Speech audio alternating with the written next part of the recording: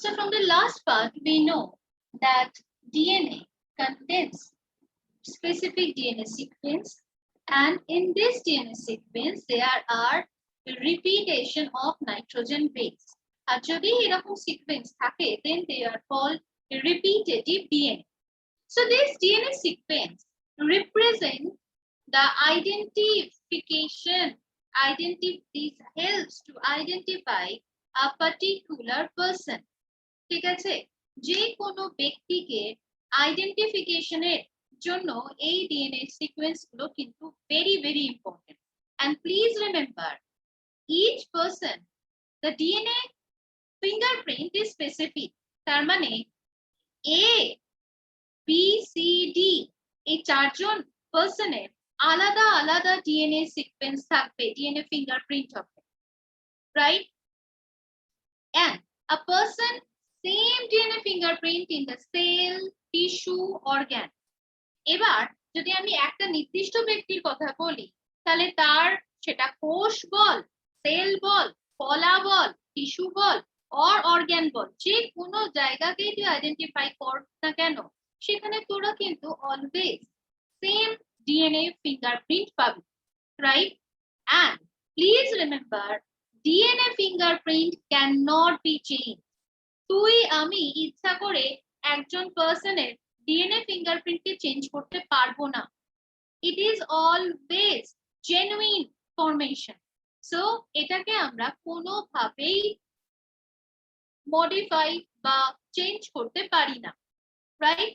তো তাহলে আমি এইমাত্র বলেছিলাম যে this DNA fingerprint technique was discovered by scientist Alec Jeffrey, right? তো যদি আমাদের কাছে জানতে চায় যে ইন্ডিয়াতে এই ডিএনএ ফিঙ্গারপ্রিন্ট টেকনিক কে ডিসকভার করেছিলেন, ইন্ডিয়াতে এই DNA fingerprint was discovered by Lalji Singh and Kashyap. Lalji Singh and Kashyap. ঠিক আছে, তো তারা এই ডিএনএ সিকোয়েন্সকে পয়েন্ট আউট করেছিলেন ইন্ডিয়া। তো এবার দেখ, আমাদের এই যে ডিএনএ ফিঙ্গারপ্রিন্ট যখন আমরা করছি, তখন কিন্তু আমাদের তিনটে পার্টিকুলার পয়েন্ট আমাদের মাথায় রাখতে হবে। ফার্স্ট, টেকনিকের ক্ষেত্রে আমরা একটা ডিএনএ এক্সট্রাক্ট আমাদের লাগবে, একটা ডিএনএ এর অংশ আমাদের লাগবে। সেকেন্ড, সেই ডিএনএ অংশটাকে রিকোয়ারমেন্ট হিসাবে আমি রাখছি তিনটে। নাম্বার 1, ডিএনএ পার্ট, ডিএনএ এর একটা অংশ। সেকেন্ড পার্ট আমরা বলবো না, আমি ধর যে ডিএনএটা পেয়েছি, ডিএনএ যে স্যাম্পলটা আমি পেলাম, তো সেই স্যাম্পলটাকে আমরা একটা এনজাইম দিয়ে ট্রিট করি, আর সেই এনজাইমটার নাম restriction endonuclease. Restriction endonuclease. তো এই এনজাইমটা দিয়ে কিন্তু আমরা ওই ডিএনএ পার্টটাকে ট্রিট করে থাকি, রাইট? এন্ড তারপর আমাদের কি করা হয় না, সেন্ট্রিফিউগেশন। তো থার্ড মেকানিজম হিসাবে আমরা রাখছি সেন্ট্রিফিউগেশন। সেন্ট্রিফিউজ মেশিনে রেখে আমরা এই ডিএনএ স্যাম্পলিংটাকে টেস্ট করি। সো এইখানে একটা টেস্ট টিউব নেওয়া হয় এবং সেই টেস্ট টিউবের মধ্যে এটা টেস্ট টিউবটা, এবং সেই টেস্ট টিউবের মধ্যে আমাদের থাকে সিজিয়াম ক্লোরাইড। সিজিয়াম ক্লোরাইড এই মধ্যেই আমরা ডিএনএ গ্রেডিয়েন্ট অ্যানালাইসিস করে থাকি। তাহলে মিডিয়ামটা কি, সিজিয়াম ক্লোরাইড, আর তার উপর আমরা ডিএনএ গ্রেডিয়েন্ট অ্যানালাইসিস করে থাকি। তাহলে তিনটে basic requirement, is it clear? তো এবার দেখ, আমরা যখন ওই ডিএনএটাকে পেলাম, তো সেই ডিএনএটাকে আমরা এই সিজিয়াম ক্লোরাইডের সলিউশনে রেখেছি, আর সেই সিজিয়াম ক্লোরাইডের সলিউশনে রাখার পর আমরা দেখতে পাবো এটা আমার টেস্ট টিউব ছিল। তো এই টেস্ট টিউবটার মধ্যে ওই সিজিয়াম ক্লোরাইডের সলিউশনটা রয়েছে, রাইট? এবং সেখানে দুটো স্পেসিফিক ব্যান্ড লাইক স্ট্রাকচার তোরা দেখতে পাবি। ঠিকই দেখতে পাবি ডিএনএর কিছু অংশ আর যেগুলো কিনা হেভি ইন নেচার, তারা নিচের দিকে টেস্ট টিউবের নিচের দিকে থিতিয়ে পড়েছে, সেডিমেন্ট ফর্মেশন করেছে। তো এই সেই সেডিমেন্ট, রাইট? এন্ড এই যে একটা sediment, it forms a band like structure, and তাই একে আমরা বলছি DNA broad band. DNA broad band, ঠিক আছে? এন্ড এই ব্রড ব্যান্ডের ডেনসিটি অনেক বেশি, তাই এখানে নিচের দিকে থিতিয়ে পড়লো, ডেনসিটি হাই। এন্ড এই এটাকে যখন আমরা অ্যানালাইসিস করি তখন আমরা দেখতে পাই এখানে গুয়ানিন এন্ড সাইটোসিন হিউজ অ্যামাউন্টে ছিল। ক্লিয়ার? তো তাহলে এইটা থিতিয়ে পড়ছে এন্ড এর উপরের দিকে আরো একটা ব্যান্ড তোরা দেখতে পাবি, বা that forms a narrow band, ঠিক আছে? So this is the narrow band. আর এই ন্যারো ব্যান্ডে তাহলে বল ডেনসিটি কি হবে? কম, অবশ্যই। এন্ড এই ক্ষেত্রে কোন নাইট্রোজেন বেস বেশি থাকে বলতে পারবি কেউ? এই ক্ষেত্রে কোন নাইট্রোজেনিয়াস বেস বেশি থাকবে? Adenine and thymine. তাহলে ন্যারো ব্যান্ডে তোদের কাছে যদি জানতে চায় কোন নাইট্রোজেন বেস বেশি, অ্যাডেনিন থাইমিন। ব্রড ব্যান্ডে গুয়ানিন সাইটোসিন, রাইট? তো এই যে সিকোয়েন্সটা narrow band and broad band, it represents this repetitive DNA. দুটো মিলিয়েই হচ্ছে আমার repetitive DNA sequence. Repetitive DNA sequence. এইটুকু পার্টটা ক্লিয়ার সবার? So this repetitive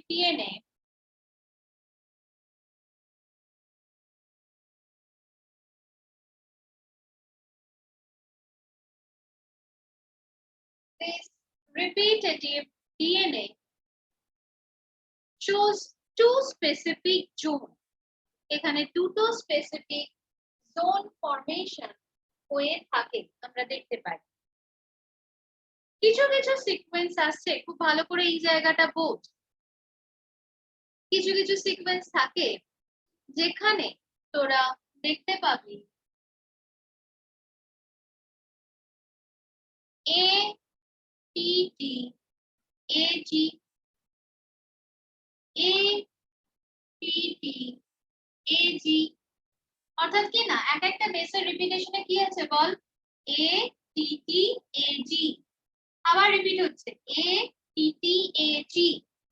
তো এইরকম রিপিট গুলোকে আমরা বলে থাকি interspersed repeat. These repeats are called interspersed repeat, right? So please remember this point. What is interspersed repeat? Write down in the chat box. What is interspersed?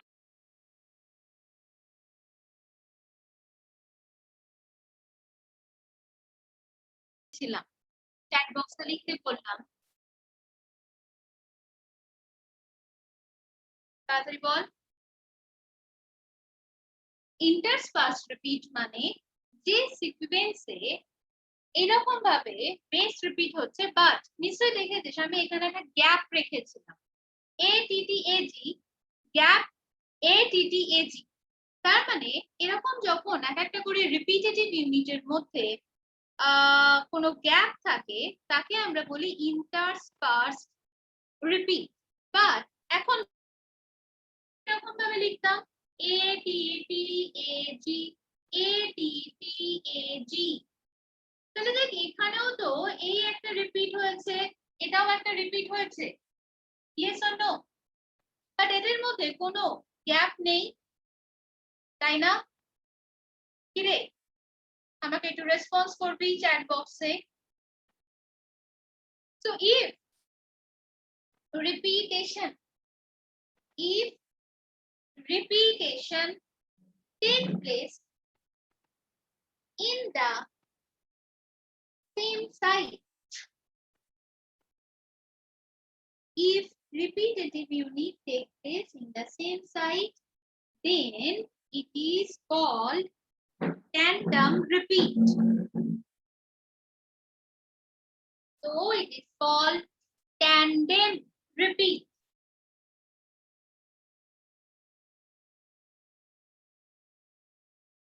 Right? Tandem repeat. আর এই সিকোয়েন্সে দেখ যে base সিকোয়েন্সটা repeat হচ্ছে, means এই যে আমি বলছি না এ টি টি এ জি, এরই তো বারবার রিপিট হয়েছে, তাই একে আমরা বলছি বেসিক রিপিট। তাহলে আমি এখান থেকে তিনটে টার্ম পেলাম, দেখ, tandem repeat, basic repeat and interspersed repeat. তো তিনটে টার্ম মাথায় ঢুকেছে সবার? যদি কারোর কোনো অসুবিধা থাকে আমাকে বল, তা নয়তো আমি পরের পার্টটাতে যেতে পারবো না। তাড়াতাড়ি চ্যাট বক্সে, তাড়াতাড়ি।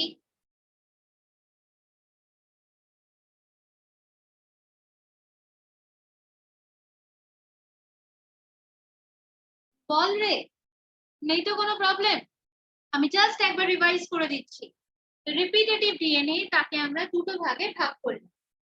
যদি বেসিক রিপিট এর মাঝে যদি কোনো গ্যাপ থাকে তখন তাকে বলবো ইন্টারস্পার্স রিপিট, আর তাদের মধ্যে যদি কোনো গ্যাপ না থাকে,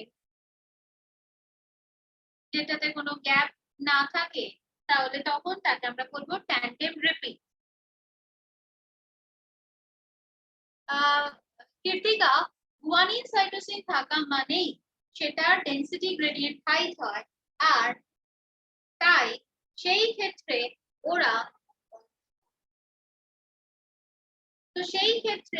ওরা কিন্তু হেভি হয়, তাই ওটার সেডিমেন্ট নিচের দিকে পড়ে।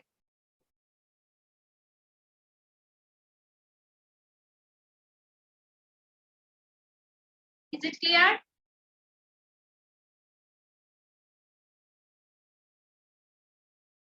So তাহলে এবার দেখ, এই যে ট্যান্ডেম রিপিট তাকে আমরা দুটো পার্টে ডিভাইড করব, রাইট? যদি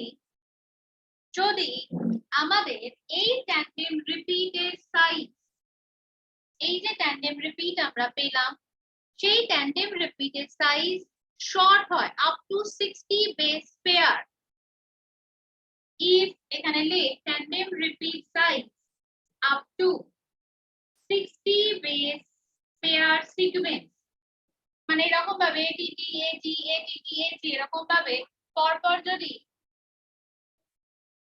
60 খানা সিকোয়েন্স থাকে তখন তাকে আমরা বলবো স্যাটেলাইট ডিএনএ। স্যাটেলাইট ডিএনএ, বুঝতে পারলি? কিন্তু যদি 60 বেস পেয়ারের থেকে বেশি হয়, 60টা বেস পেয়ারের থেকে যদি বেশি হয়, তখন তাকে আমরা বলবো লং সিকোয়েন্স। তখন তাকে আমরা বলবো long sequence, right, of tandem repeat, long sequence of tandem repeat, right? তো তাহলে এই যে লং সিকোয়েন্স আর স্যাটেলাইটিক ডিএনএ, এদেরকে আমরা ডিস্টিংগুইশ করি কিসের ভিত্তিতে জানিস? তাহলে এদের দুজনের classification based on number 1 length, number 2 guanine cytosine content, length, guanine cytosine content, and the third one তাদের মধ্যে কতগুলো করে রিপিট হচ্ছে, এই যে মাত্র বললাম 60 না 60 এর বেশি, number of repeat, right? Satellite DNA যেটা সেটা আমাদের ক্ষেত্রে খুবই গুরুত্বপূর্ণ। তার কারণ এই স্যাটেলাইট ডিএনএ কে আবারও আমরা দুটো ভাগে ভাগ করেছি। যদি সেখানে 1 থেকে 10টা 1 to 10 বেস পেয়ার সিকোয়েন্স থাকে, তখন তাকে তোরা বলবি মাইক্রো স্যাটেলাইট। মাইক্রো মানেই ছোট, ক্ষুদ্র, তাই তো রে? Micro satellite, right? or STR, যাকে আমরা নাম দিয়েছি সিম্পল ট্যান্ডেম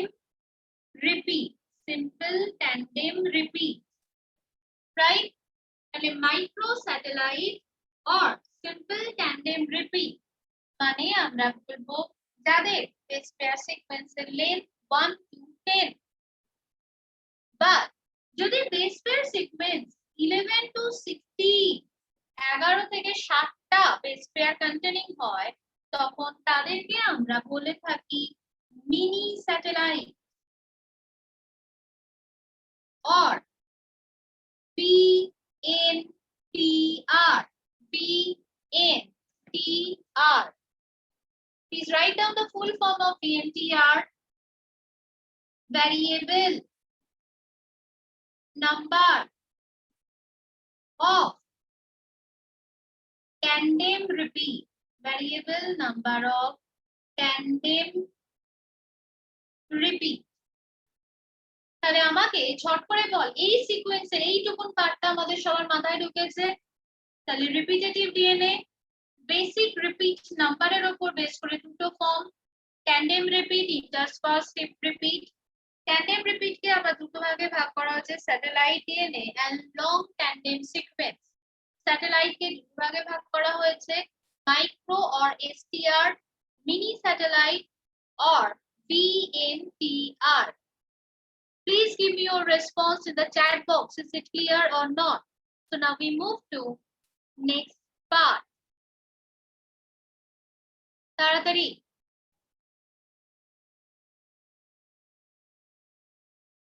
তো তাহলে আমাদের এই যে ডিএনএ সিকোয়েন্সিংটা,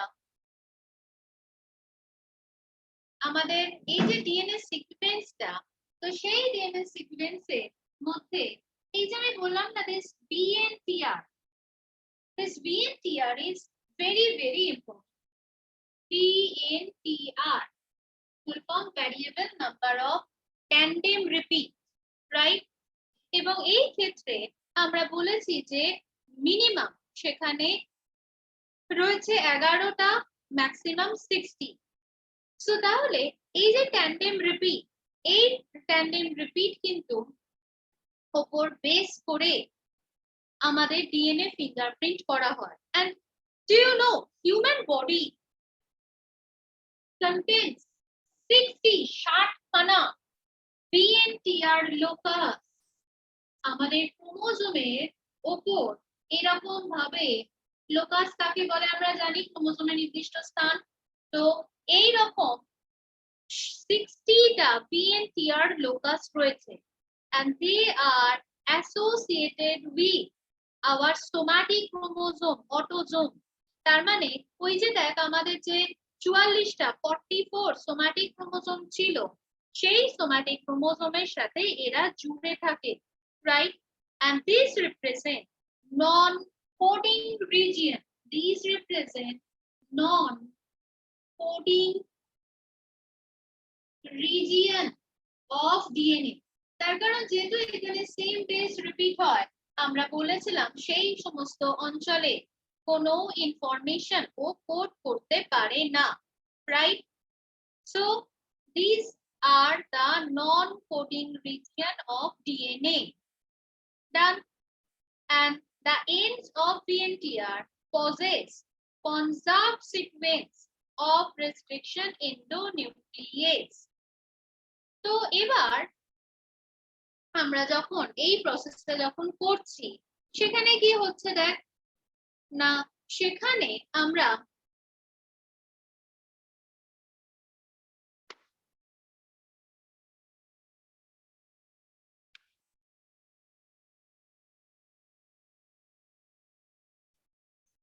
একটা সেল পেয়েছি। তো এই সেলটার মধ্যে এগুলো দা ডিএনএ স্যাম্পলিং। তো আমরা প্রথমে কি করলাম, সেই ডিএনএটাকে আলাদা করে নিয়েছি, রাইট? তো this DNA are extracted from the cell. তো এবার এই ডিএনএ কে এক্সট্রাক্ট করার পর আমরা তার উপর রেস্ট্রিকশন এন্ডোনিউক্লিয়েস এই এনজাইমটা অ্যাপ্লাই করলাম, এবং রেস্ট্রিকশন এন্ডোনিউক্লিয়েস এই এনজাইম অ্যাপ্লাই করার পর আমরা দেখতে পাবো যে এই ডিএনএটাকে আমরা ছোট ছোট সিকোয়েন্স কাট করেছি, ছোট ছোট কিছু সিকোয়েন্সে আমরা কিন্তু কাট করলাম, রাইট?